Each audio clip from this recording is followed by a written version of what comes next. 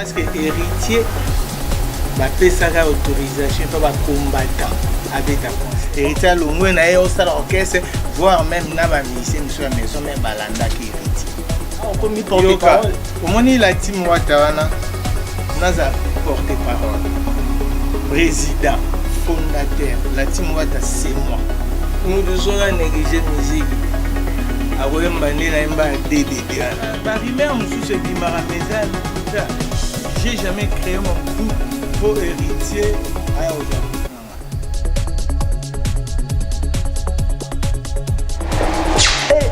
Tendance révolutionnaire avec Yves Genda, les descendants, une nouvelle tranche sur votre site, le www.lesdescendants.com.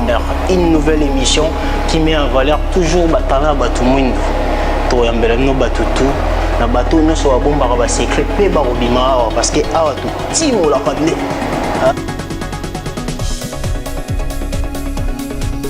Tout timo la pandé place toujours une source pour te dire à la vie de tout le monde. Oh batunya so baï baraté, y a notre tendance révolutionnaire.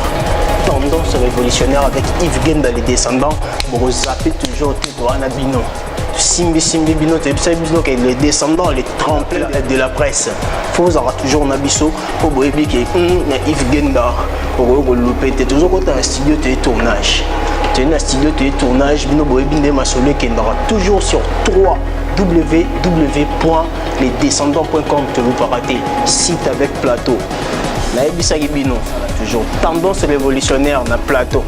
Tendance révolutionnaire avec Yves Genda, les descendants sur 3W. Ne zappez pas, restez toujours connectés, restez toujours branchés avec nous sur www.lesdescendants.com avec votre nouvelle tranche tendance révolutionnaire. Une émission où Timo la vérité et bon maman les vérités cachées pour te remettre en la vie de tout le monde.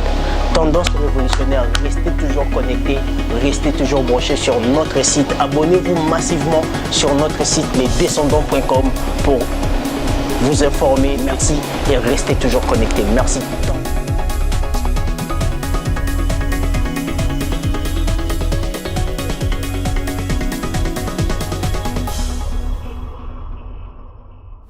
Très chers amis internautes, bonjour et bonsoir, ça dépend de l'heure à laquelle vous me recevez chez vous. Très heureux de savoir que vous êtes très nombreux devant vos postes téléviseurs, téléphones, même smartphones.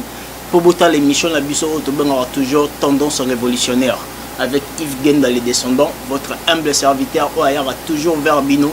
Au peu botin d'arrêt na musala toujours pour que les bateaux bolingara trop.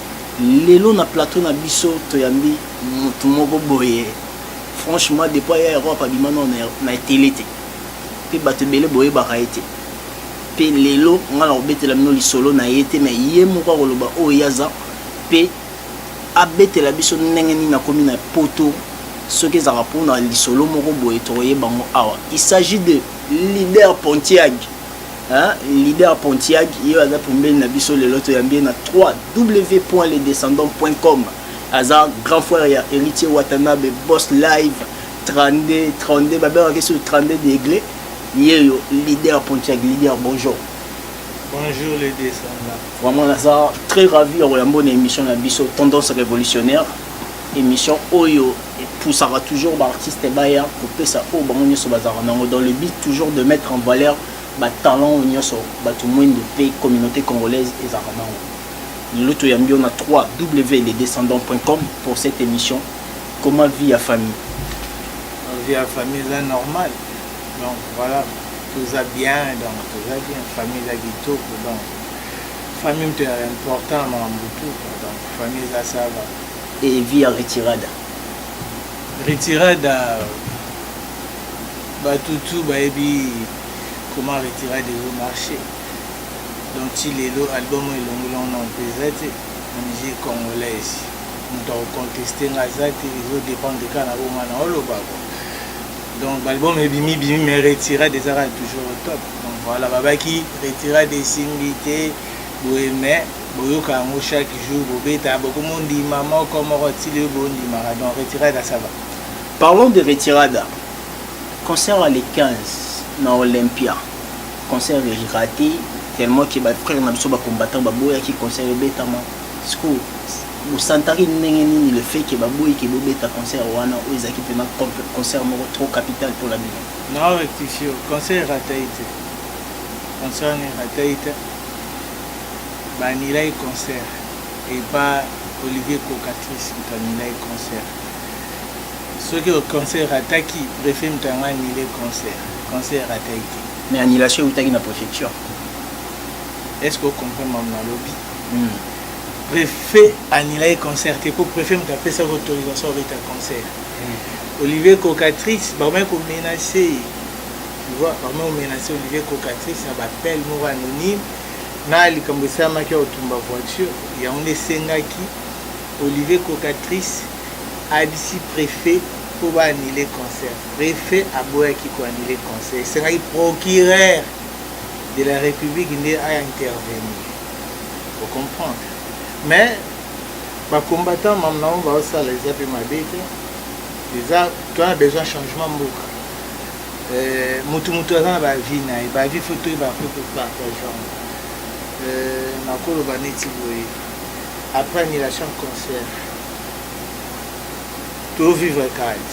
Musique, ils ont un cadre. Il change. Donc voilà, concert, il y a qui raté. Banila qui a mondé et pas responsable de l'Olympia. Mais étant grand frère et héritier Watanabe, vous voyez bien qu'en Europe, les combattants vont boire concert et bêta. Mais pourquoi toujours insister pour bêta concert à Paris? J'ai insisté. Et là, on se attend. Moi, je moi, je suis fougamissé, moi, je suis ce où mêlé, ce moi, je suis comme il manque à respect. Aux hommes manque à respect. Yo n'ingasco voisin moi au terme c'est le monde fou comme ça. Est-ce que mon a terminé doit manquer de respect? Est-ce que au comprend même la logique? Nous comprendre. Yo ce que bando fou comme ça moi na to remis sous na pour air bana baliaka. Moi na azara fou comme. Azara pini. Non. Pinichon son papa levé pinichon. Un bon papa, un bon papa. Au beau tas déjà. Non, ça reste à vérifier sur l'idée d'abota. Ok. Tu connais bon aussi. Papa au penda avec opinion moi na azora moi na tam la punition té. Ce moi na zo punir tous les jours. A on met ça non. Mais comment moi on peut défier papa? Moi au tatiko défier. Mais est-ce que tout le monde qui héritier Watanabe défier? A défier mon touté parce que héritier ba pesa ga autorisation pas ba combattant avec ta concert. Oh. Encore une chose. Bapesaka héritier autorisation à bêta concert et pas y a ba combattant le leader Pontiac. Mais yo bien ôté na der papa Tshisekedi ba combattant combat bandala. Combattant on a. Écoute, combat et bandala. Combat et révolution. Écoute, il y a ba politicien. Na comprendre yo siko. Ouais. Na zo so no siko na niveau yo zaleli. Combat obi mbula combat banda. Combat banda kala. Vrai combat banda tango Tshisekedi de sali IDPS. Tant bato ma marché ba libanda. Combat wana. To comment combat est leader à comment politicien? Tu évites ça pas l'ami déjà mulonga ba politicien, tu évites parce que comment mettre solo ya combat. To solo mamba politicien. Tozon na plateau. Ngala sisa ngaba kokata te fana sisa idena. Mutu msusu na télé a otala a comprendre on habité. Combat bandi lelo te pona wanile ba musique on des combattre. Surtout tout va m'envoyer la musique et banda dans à Londres et banda en France parce que mission congolais monte à Londres. Vous comprenez? Mais surtout zone bien combat et banda kala tout batu toi na kintu marche à pète marche chrétien tout salango tout zalade. Vous comprenez? Donc tu sais que ko fan c'est na primature tout zala bisotu.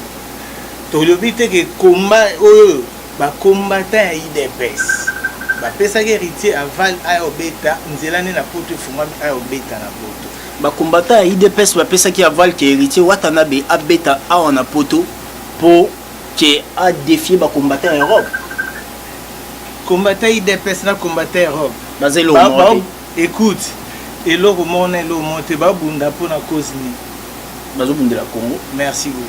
Mais siko comment que les combattants IDPS au vivre en Europe et ba ko pesa ordre que moto azara en Europe était appelé ça ordre moto parce que et logo o héritier salaki na kin ya kina mission mo tactical et sala ngo héritier ozana na conférence de presse né à la chemise ya Tshisekedi aketi na siège ya IDPS ko assister na matanga papa Tshisekedi a signé na livre d'or ezaki na cause de flatterie a reflater neti voilà te lamba IDPS zela non bakanga ki artiste mususu te pa la tango bakanga bango te bakanga mutu te voilà héritier Watanabe abeti te tokota vraiment siko na lisolo ezaka typique obiso nyonso toyebi retirada ya héritier Watanabe mais ayebi ke leader muto créer orchestre wana so inazolo balukuta mbote na bavela nga nyonso bana baluba mobimba o bayebi lisolo nga nazobeta siko Yves Genda les descendants muta créer orchestre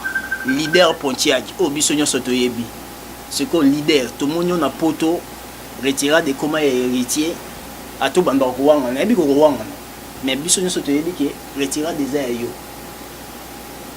non rectifier ok retirer des années titre album héritier orchestre on comment on peut retirer orchestre n'est pas retiré comment orchestre héritier ça la team Wata parce que la team Wata est arayo pour preuve on a bilembo so on a tembe na bimisi image bon voilà et je dépendre na pour te dire que héritier ça la groupe n'est moko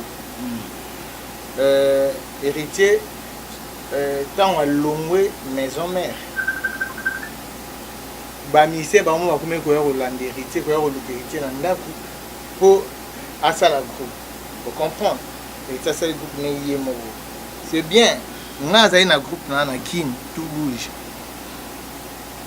yo yebi na bato pe bayebi mais elobi te ke comme nga azali na groupe na nga ke ne na ye poto groupe ango komi ke yango de komete non et ça groupe héritier ça la groupe né mon tout bouge ba changer na combo ya la team Wata yango to moni le leader na poto par remerciement ya héritier Watanabe pour atikela ki orchestre yango comment lelo la team Wata genda mambo so na comprendre ngana poto na 2012 la team Wata ezara déjà ezara pour preuve ngana na image te wana ezara tout parce que héritier Watanabe ando ya répéter te héritier aya répété te assisté frère na eti makamna oluba na bato musu bala ba témoin te bato balobi ezaki ba kabal mo ezako sala na kati ya maison pour Weranson même amenaça eloko wana héritier comme des orchestre même temps dans la wenge maison ezaki ba kabal ezako sala na ba wenge pour ba déstabiliser héritier que héritier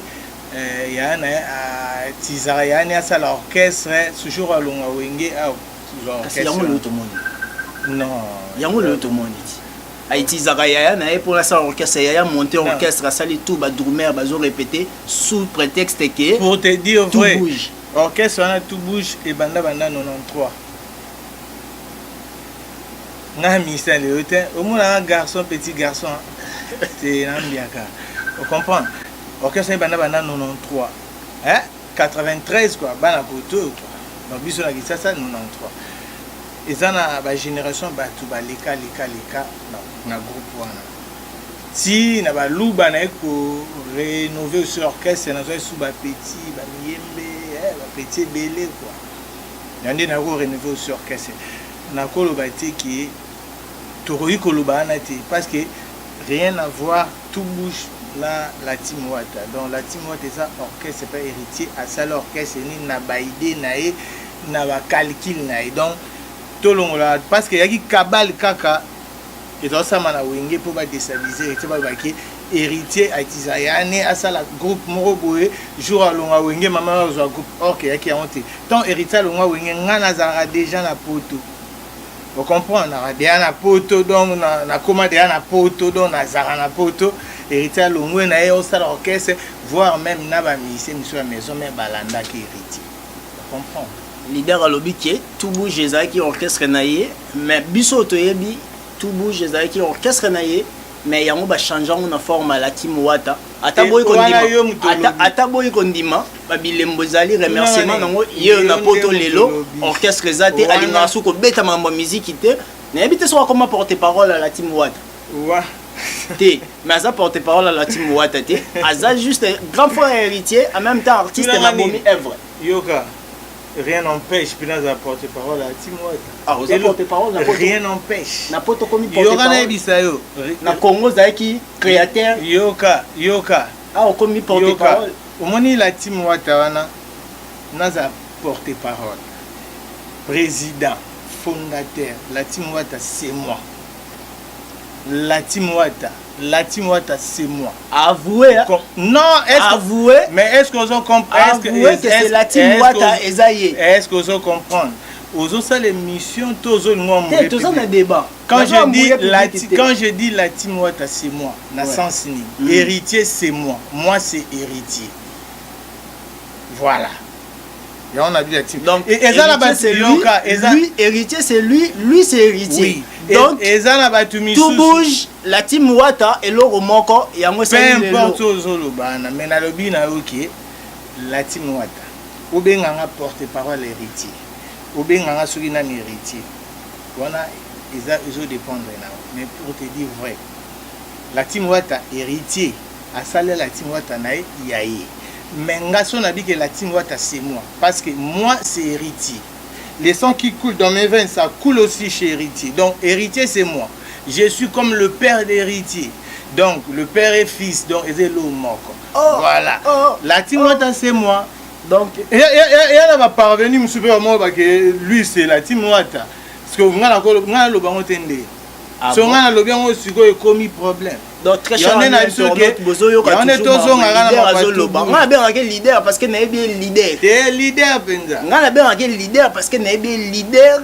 Il y a orchestre naïe na kin, on a mona héritier watana da bande ko ya ko répéter et moka beti moi tour asangana ba musicien mais on confirmer binoté so keza ya onde la team Wata. Mais yé to rato tout na héritier asangana ba musicien té. Héritier soit aïe net na famille orchestre. Oui, à la répéter. Tu as répété, assister. Étant téléspectateur. Mais ça, ayemba tanze moko achata vocalité. Te babiloko to emane héritier ça que nga naza na studio héritier ya épaulé venao. Aye épaulé, aye na studio ayembi. Voilà, na album ni.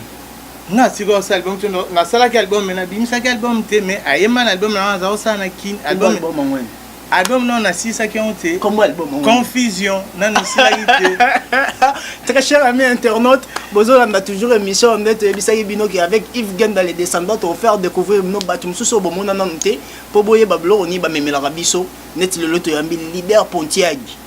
Hein, na bi ke batu belé ba CP leader bazo moné na plateau na biso. Pour ba mon a été déployé en Europe na landé partout na landé na Allemagne na landé na Belgique na kutane na Suisse. C'est leader tout ça les Michel na ka ko na rezotan les descendants na roya les lope na honorenga na moni na plateau na biso les 3w.lesdescendants.com ya on le tout c'est pelto sur la lamine tous on a leader là on le dit que album nous a qui confusion en fonction de l'oroni confusion est na mambele confusion dans sens nini ako banini ndako moko za mukie batu ba ebele na kati bo super mukie na kati ya ballon moi ndako mugaya ba 2 personnes bana bo mengo jeti eza confusion ya parmi ba banzemu ba thème banzemu na kati na parmi ba thème wana héritier a interprété nzembo héritier tu mets 4 fois cœur tu mets puis kafa matin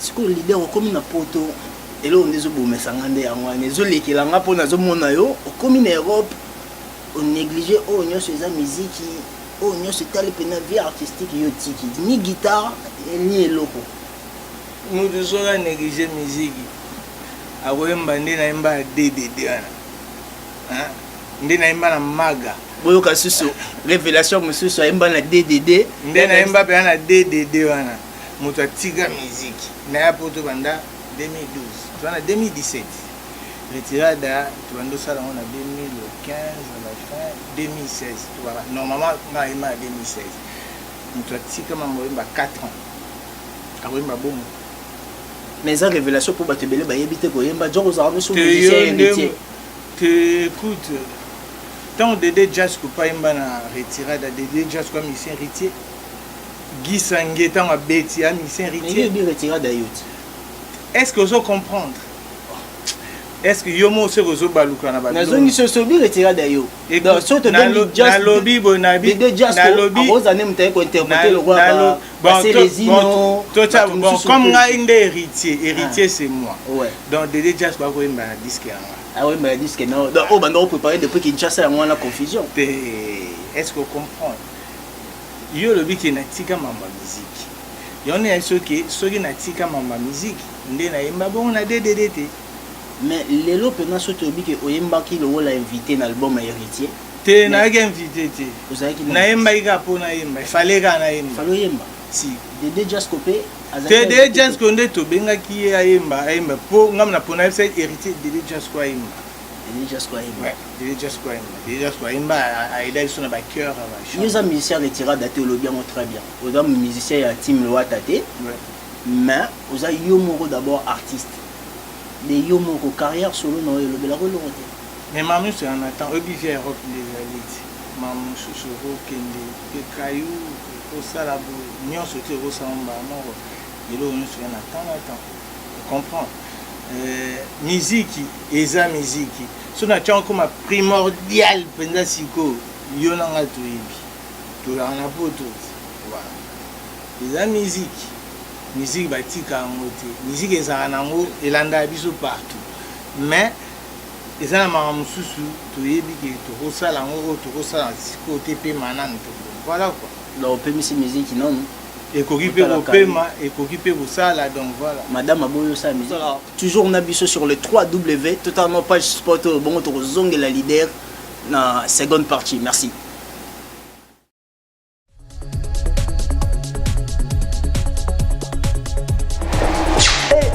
Tendance révolutionnaire avec Yves Genda les descendants, une nouvelle tranche sur votre site le www.lesdescendants.com, une nouvelle émission qui met en valeur toujours batala batumwindo to yambela no batutu na bato no so bomba ba secret pe ba robima parce que awa to timo la kande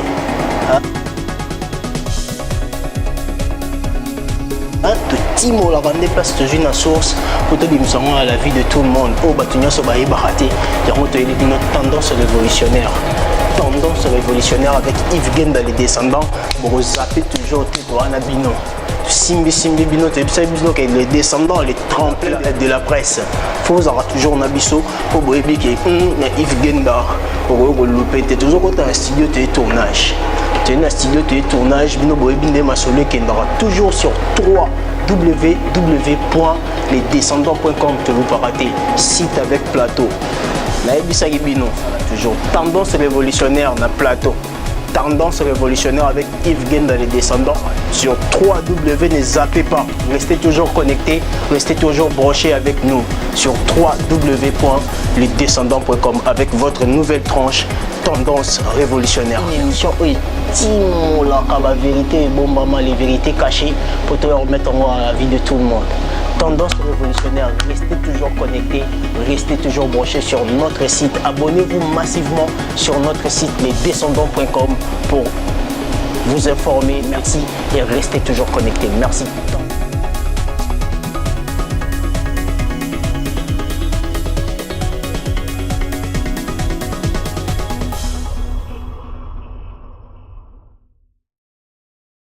Merci, on est de retour sur notre plateau avec leader Pontiac Pongo.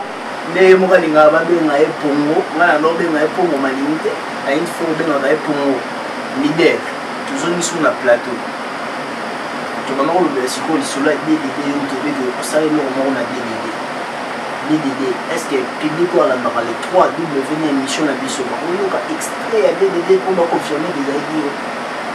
Oui, bien la minute où il y a des gens qui m'ont dit il y a rien. Mais voilà, papa, soit un groupe, soit un mouvement. Et le mot est en mode. Comment on rose à nous figurer à la finale? Mais le temps où l'on va, on va na sala orchestre na qui. Si vous comment changer sous. Au salon, on y a plus de clip le roi, tout le monde combien de musiciens babima les lots qui va cesser mon clip mais il est venu d'ailleurs. Ah, na marionnette. Il dit qu'il me doit une malade. Donc, très cher ami internaute, mais leader a ignoré Mbaté. Tu voyais passer réellement les aïeux. Assez la mission vocale. Ah, Zoko, tu as doute, mon aussi longtemps, mais bon. Bon, il y a Zolo de la bateau, non, leader, pour pas y aller, mais bon, on va éviter. Il y a un seul qui t'a pas coin à boîte. Et si un commun palais qui cabonana dani. Chérie nanga na yebakate nina mazalaka na nzoto na esilisanga posa ya kosilika deva yo nakoma kazoba hana bolingo. Donc voilà, tu confirmes maintenant que les leader il y a mutaimba ici quand on a une place vous avez parlé pour sepeli pour les avocats dans surtout ma chérie na ba maman au ba linga nzemba dédé na ba jeune au ba sepelera toujours l'avocat liwana ya nzemba dédé boyo qui ont les lots qui za leader ou ta salaire leader toujours ni mon pote na sala ngote tam suna studio na clip ngane na la ah na clip y est bon pour confirmer que ça qui est salon attends le lobo ko ndima mais au fond de son cœur a dit que makambo belé za na kata la team wata isaïe te maman tu m'as déshérité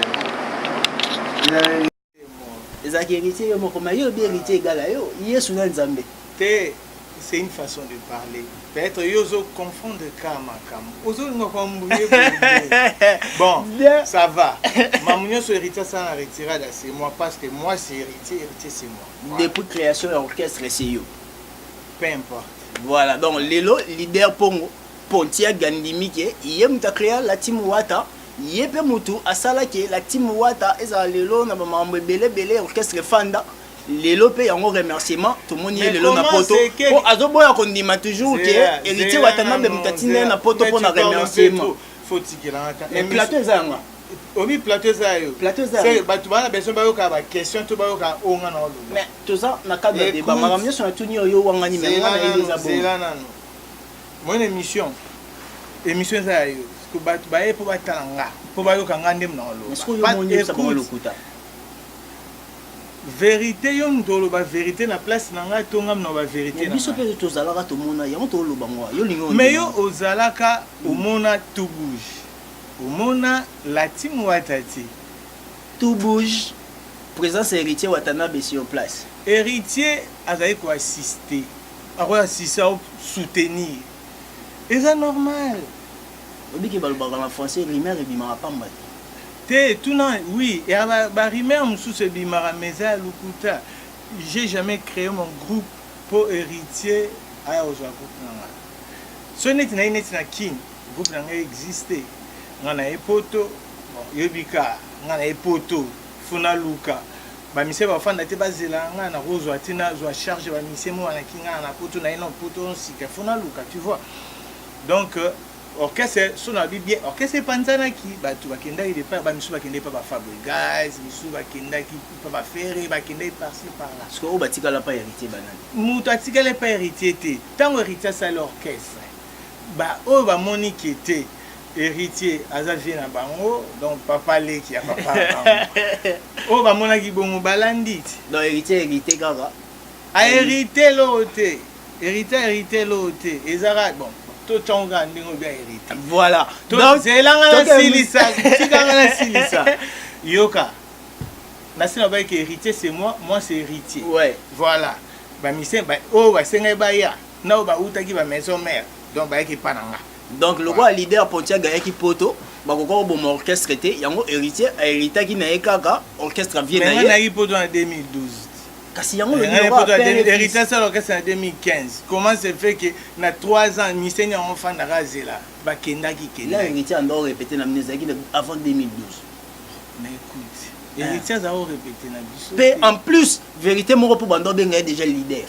Si mais pourquoi leader? Maison mère orchestre ba leader parce que oui Rasson a leader des leaders. Héritier employé na maison mère bo benga leader. Mais oui vraiment benga héritier vice-président. Maison mère orchestre va leader pour benga Ranson leader des leaders parce que il est leader des leaders asa parmi ba leader. Il y a un orchestre où il y a des gens qui sont tous normal. Héritier na qui maison mère ni anazaki. Alega ba Michel Belem sur ça va groupe. Oui bien. Ndé écoute yo ça sous groupe comme sous plus. Vous révélez toujours dans le Congo. Héritier Astar ma casse héritier mon qui fala la leadership est comme mon si on est biso que yo yebite héritier na c'est quoi problème na biso comment na tout bouge va benga leader tant que leader orchestre na zadé to so anon te ba benga héritier leader na groupe pas bon benga leader te héritier oh nazo lo baza te que ba bete na lisolo moko na matu ba ko benga leader parce que héritier c'est moi c'est héritier et ça quoi ba mon nga na ilongi héritier voilà ba mon héritier ilongi nga voilà. Donc, tu as toujours des questions, des réponses à la question. Mais les autres disent que c'est la vérité. Je faire comprendre aux émissions, on a un plateau. Tu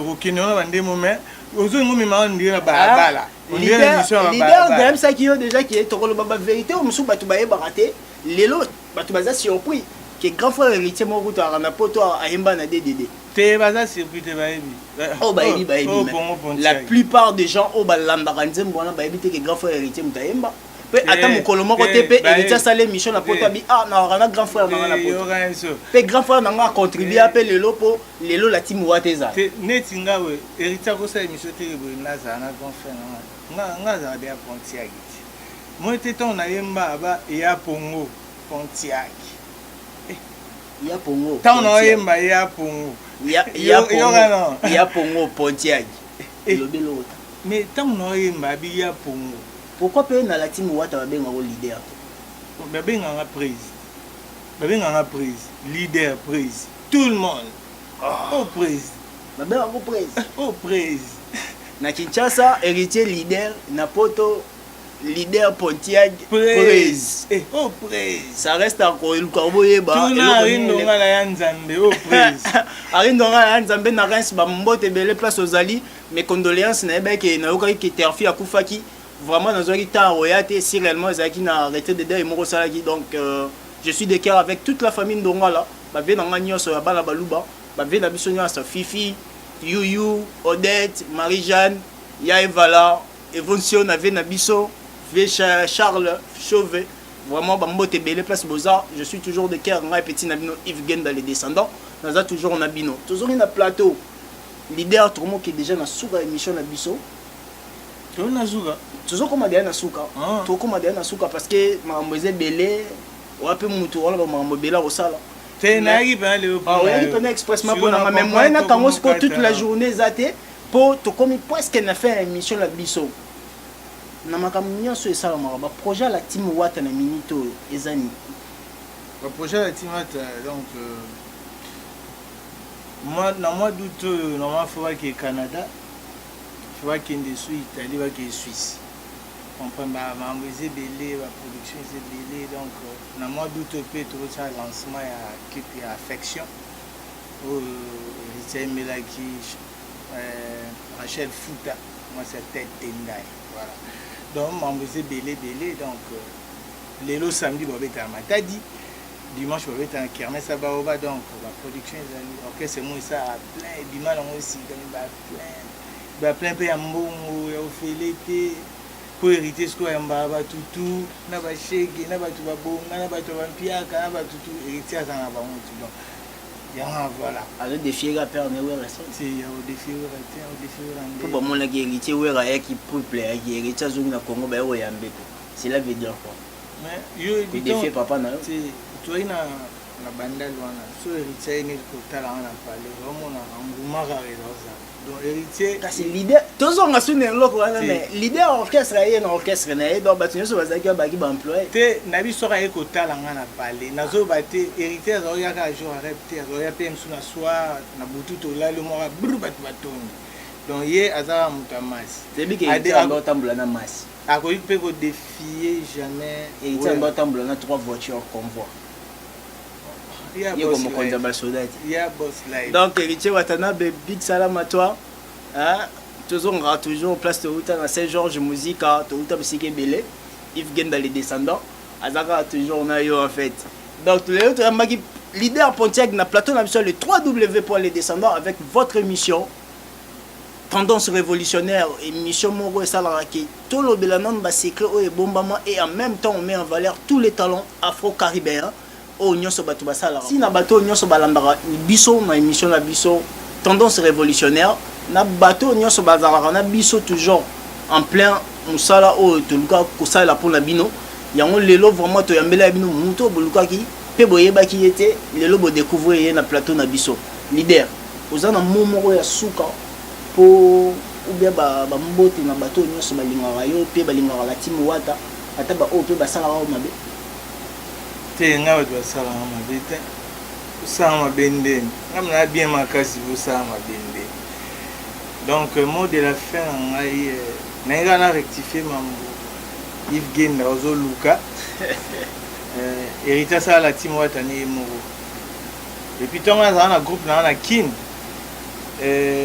Bakaba les autres ça la trop que il y a hérité à ça là orchestre na y a pour préparer que l'on à maison mais comment la pré-vannée on a un poteau banda 2012 Bobi que leader 2012 na leader azolinga samba mais véracité nango yango véracité nango yango héritier ezalaki bakabal héritier aloko préparer loko moko boye po alongwa maison mère émission nde to na plateau de série ça aussi normalement nde to na café mon na Château Rouge on nde to émission na barabara oza na plateau ya 3W pour les descendants en collaboration avec Vision News Télévision. Si on a si ça non. Ouais. Oh on a loba pour vérité ngandem na loba.